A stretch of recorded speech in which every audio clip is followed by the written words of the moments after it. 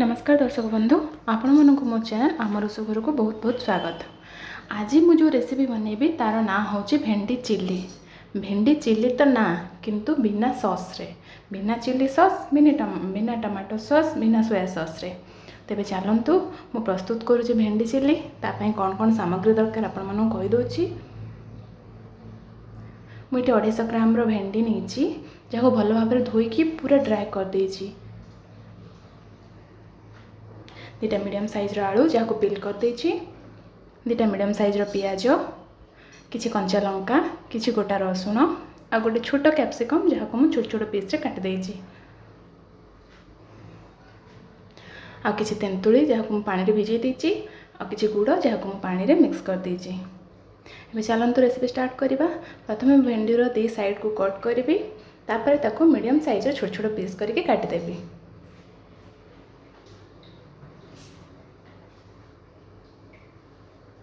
एबे आलू को मध्य छोट छोट पीस कर काटिदेवी।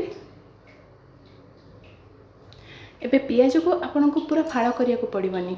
पियाज को आपन 4 साइड रू छोट छोट कर कट करिया को पड़िबो। देखो मु केमती कट करूची।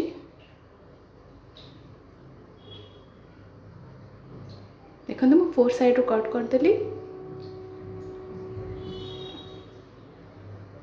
एबे मु तार लेयर सब गोटे गोटे पीस करी बाहर कर देबी।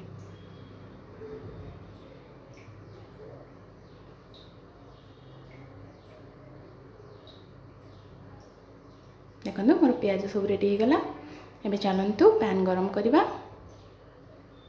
मोर पैन गरम होची, ता भीतर मु नेइथिबा रसुण को छोट छोट पीस करके स्लाइस करके काट देबी।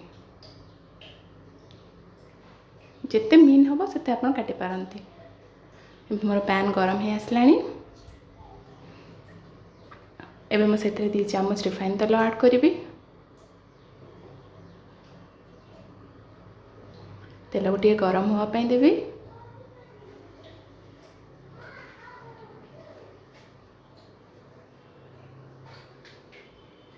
देखो तेल मोर गरम हो आसला। एबे मु सेते जो काटी छोट छोट पीस रसुण ताको ऐड करी आ किछ समय तेल फ्राए करी जेमिति मोर रसुण कलरटा गोल्डन ब्राउन कलर हो जिवो।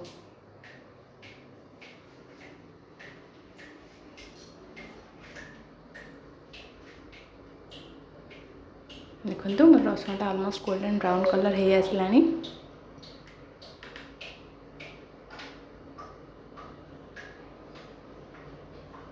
एबे मु सेते काटिक रखिथिबा आलू को ऐड करी और किछ समय फ्राए करी। एमती फ्राए करी जेमती मोर आलूर कलरटा भी गोल्डन ब्राउन हो जिवो। मीडियम फ्लेम रे आपण फ्राए करेंगे। 50% आलू मोर सीझी जिवो। देखंतु आलू मोर गोल्डन ब्राउन कलर हो गलानी आ 50% सीझी भी गलानी। एबे मु सेते हाफ टी स्पून हळदी गुंड ऐड करी,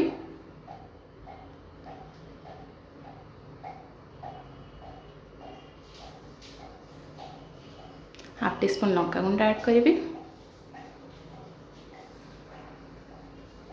एवं स्वाद अनुसार लूण ऐड करी।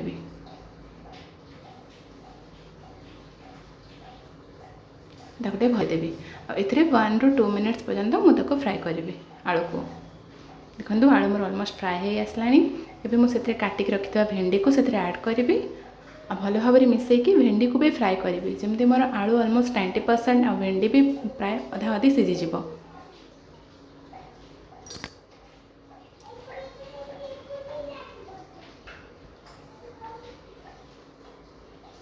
देखंतु मोर ऑलमोस्ट फ्राए हो आसलानी आलू। आलू भी प्राय ऑलमोस्ट सीझी आसलानी, भेंडी भी सीझी आसलानी।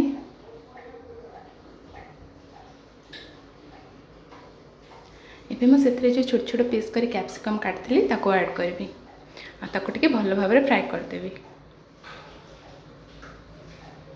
1 ରୁ 2 मिनट पर्यंत आपण तारे फ्राए करेंगे। देखो मोर कैप्सिकम भी फ्राए हो आसला। एबे मु सेतरे काटिक रखिथिबा पियाजर जो आपनकर लेयर गुडाक ताको ऐड करबी। ताको मध्ये 1 ରୁ 2 मिनट पर्यंत फ्राए करबी।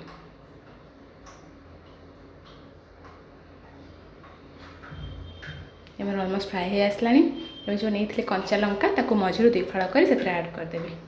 एबे मु मझिरे स्पेस बाहर करी सेतरे जो तेंतुली पानी आ गुड़ पानी को मिसैकी ऐड करी और किछ समय सेटा को फुटिबा को देबी।